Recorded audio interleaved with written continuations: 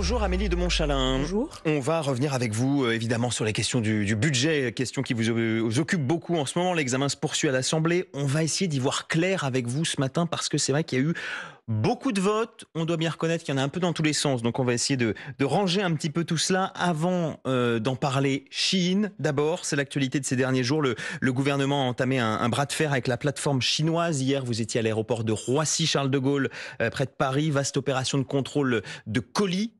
Shein, 200 000 colis bloqués. Bon, c'était quoi? C'était une opération de communication? Ça sert vraiment à quelque chose? D'abord, vous dire que ces opérations, tous les jours, les douaniers, la direction du contrôle des fraudes contrôlent. Tous les jours, les douaniers qui sont sous mon autorité, depuis, depuis 1 an, je suis avec eux les opérations qu'ils font pour retirer du flux de colis qui arrive chaque jour les produits dangereux. Parce que nous avons tous les jours comme on l'a vu hier, des produits cosmétiques avec des produits toxiques. On a tous les jours. Vu le flot de colis, on sait que c'est un peu chercher une aiguille dans une botte de foin quand même. D'abord, c'est important de dire, tous les jours on contrôle. Qu'est-ce qui s'est passé de spécial ou d'inédit cette semaine et hier? C'est que comme une procédure à la fois de suspension du site et une procédure judiciaire et une enquête européenne ont été lancées contre Shein suite notamment à ce qui s'est passé sur ces poupées pédopornographiques qui sont scandaleuses, aussi la détection d'armes en vente sur le site, le Premier ministre a décidé d'engager un certain nombre de poursuites. Et pour alimenter les enquêtes, nous avons pris la décision inédite de bloquer 24 heures tous les flux, donc 200 000 colis. Les contrôles sont en cours, tous les moyens de la douane et la direction du contrôle des fraudes sont sur place. Et nous avons déjà 100 000 articles qui ont été contrôlés et ça permet d'alimenter... Donc la moitié déjà. 100 000 articles. Il y a 1 million d'articles dans les 200 000 colis. Donc oui. C'est un travail, mais c'est très utile pour que nous puissions avoir des éléments de preuve sur la non-conformité. Moi, mon sujet, juste que je le dise en un mot, c'est 2 choses. C'est de d'abord vraiment protéger les consommateurs. Nous ne pouvons pas laisser entrer dans les ménages, dans les foyers, dans les maisons des Français, des produits dangereux pour eux, pour leurs enfants, pour leur santé.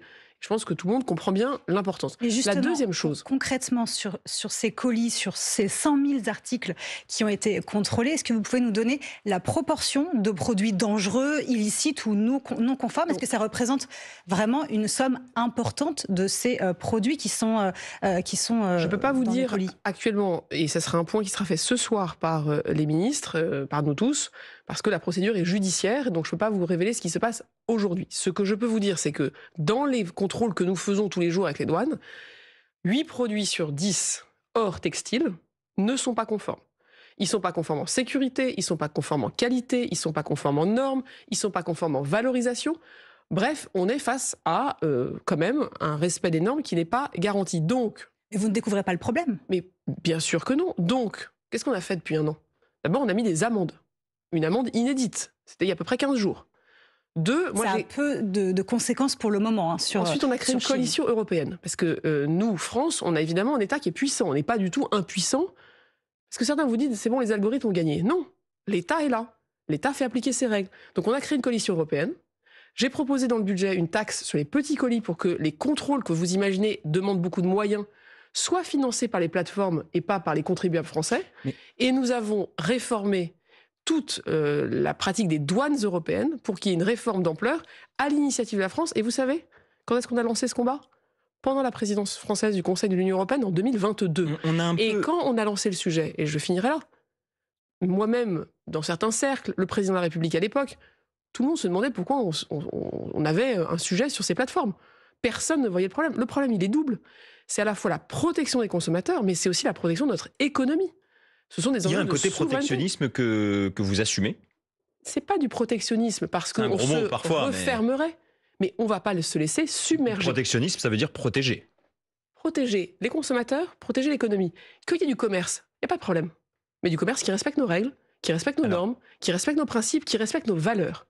Et vous voyez, aujourd'hui, politiquement, moi je suis très interrogative sur la ligne du Rassemblement national qui, sur ce sujet, je dois dire, me semble assez cynique et assez lunaire.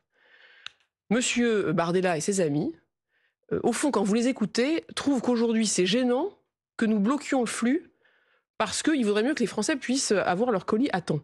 Mais c'est cynique et lunaire d'imaginer qu'on peut laisser, nous, autorités gouvernementales, laisser entrer, je le dis à nouveau, dans les foyers, dans les ménages français, des produits dangereux. Et par ailleurs, c'est une forme de trahison nationale, puisque aujourd'hui, vous avez des députés du Rassemblement national qui ont exprimé le fait qu'ils seraient contre la taxe sur les petits colis.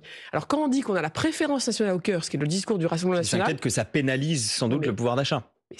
Vous voyez le sujet ? On a un parti qui nous dit que son enjeu, c'est la préférence nationale. Quand il s'agit de l'économie, j'appelle ça la trahison nationale. On peut aussi des comprendre des commerçants, qu'un certain nombre de des personnes entrepreneurs achètent sur ce type de plateforme par nécessité. C'est une chose qu'on achète des produits. Et deuxièmement, je le redis, c'est la responsabilité du gouvernement de faire en sorte que ces produits ne soient pas dangereux. J'avais une question plus précise, à vous poser, Amélie de Montchalin, quand même. C'est quoi, parce que là, on voit ce déploiement à la fois sur le terrain, les contrôles, les enquêtes, etc. C'est quoi l'objectif final? C'est que Shein ne vende plus en France, ou c'est que Shein puisse continuer à vendre, mais des produits qui respectent nos normes? La réponse est dans votre question. La France considère, et c'est même assez tautologique, que tout opérateur qui opère en France doit respecter la loi française. Oui, mais on se souvient par exemple d'un autre opérateur comme Wish, un Californien, qui n'avait plus été référencé par les moteurs de recherche. Et depuis, on peut imaginer que le business de Wish en France, il a quand même bien diminué. Et parce que cette plateforme ne respectait pas la loi. Quand vous vendez des produits interdits, vous êtes interdit. Vous voyez que les deux peuvent être liés, une présence sur le territoire et la capacité ou non à vendre des produits. Je le redis, c'est très simple et je pense que les gens qui nous écoutent comprennent très bien. On peut être une plateforme, un opérateur, une entreprise étrangère en France.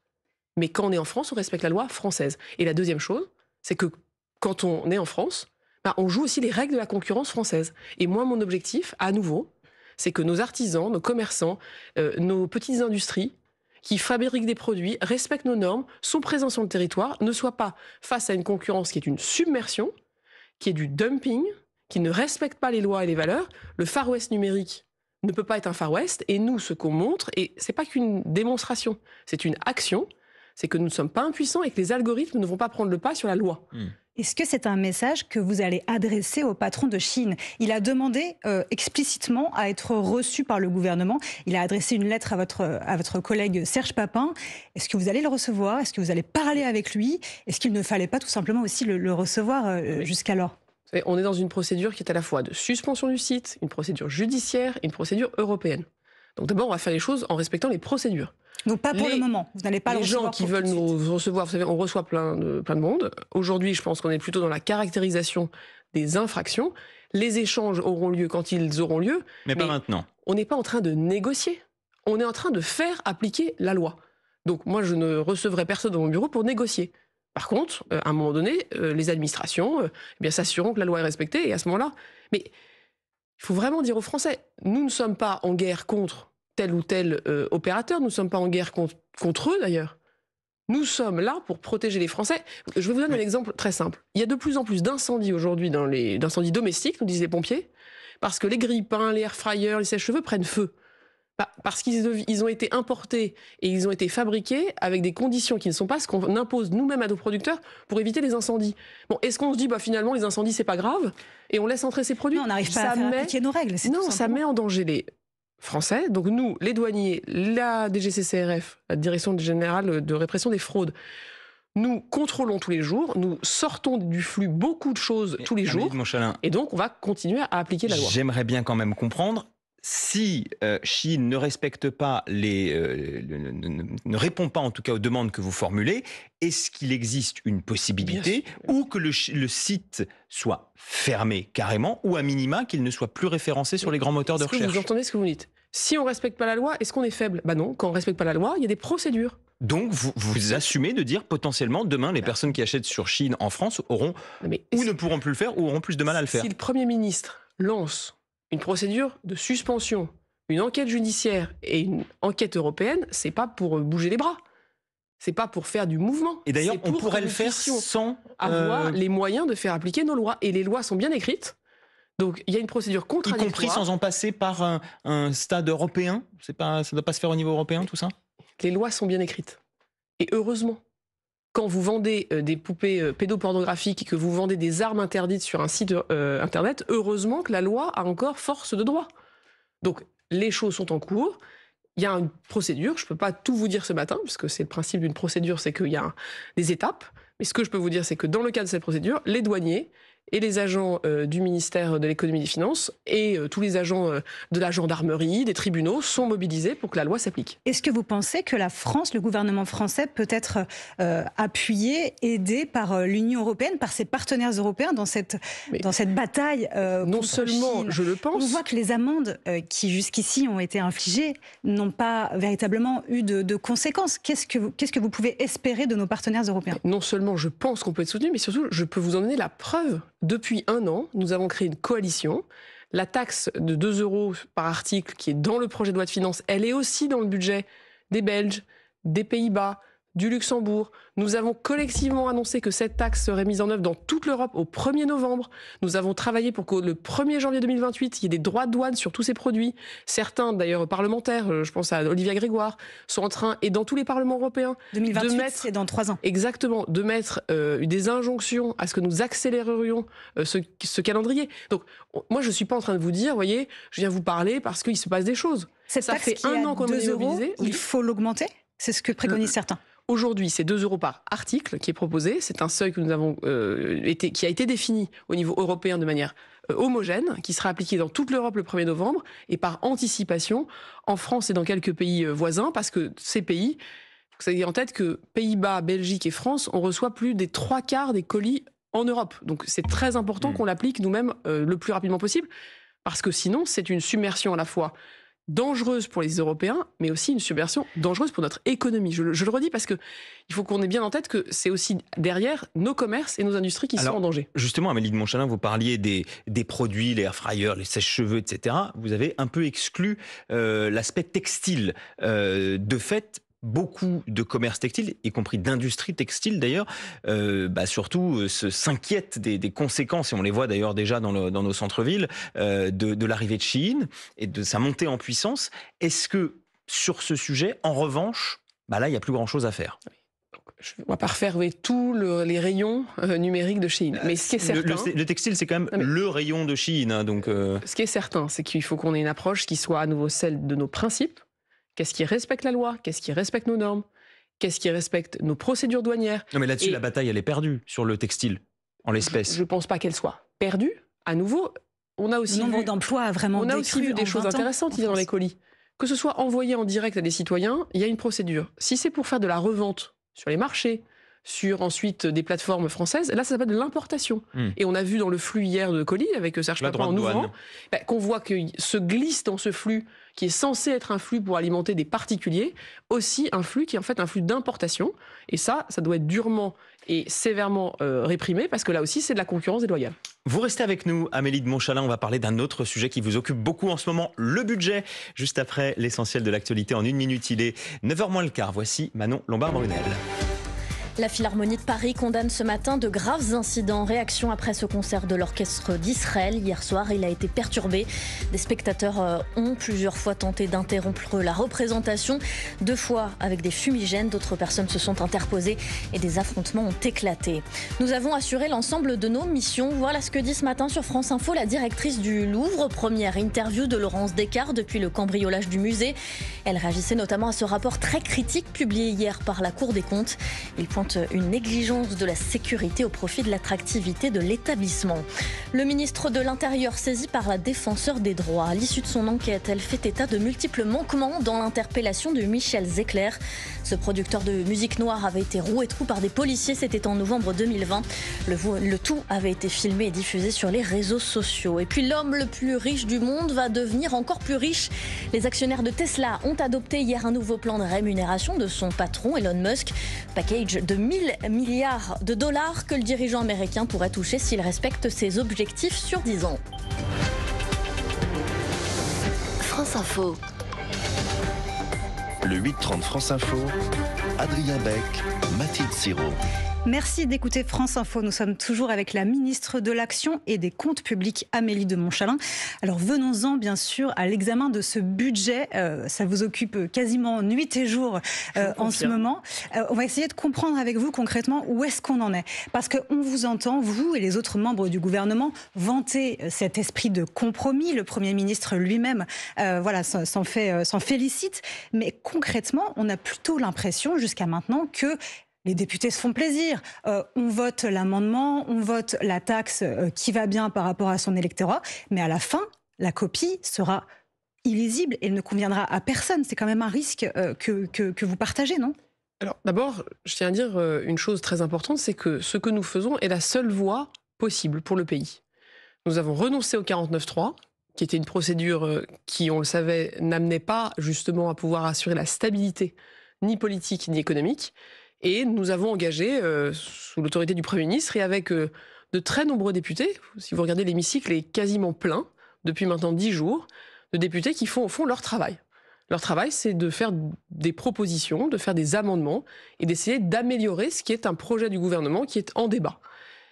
Nous sommes dans un processus qui est, je le décrirais comme ça, une course d'endurance. Il y a beaucoup d'étapes. Il y a l'étape d'abord de la première lecture à l'Assemblée, ensuite viendra le temps du Sénat, ensuite ça reviendra à l'Assemblée. Le Sénat qui veut d'ailleurs revoir de fond en comble la copie budgétaire de l'Assemblée. Mais qui veut aussi apporter sa patte, et c'est normal, et ça s'appelle la démocratie. Et au fond, c'est à la fin du processus qu'on pourra regarder le résultat et se demander si ce budget, au fond, est meilleur. Je pense qu'il sera meilleur parce qu'il aura été le fruit justement de l'action de groupes politiques qui, sur tous les sujets, cherchent à faire avancer les choses dans le sens des Français.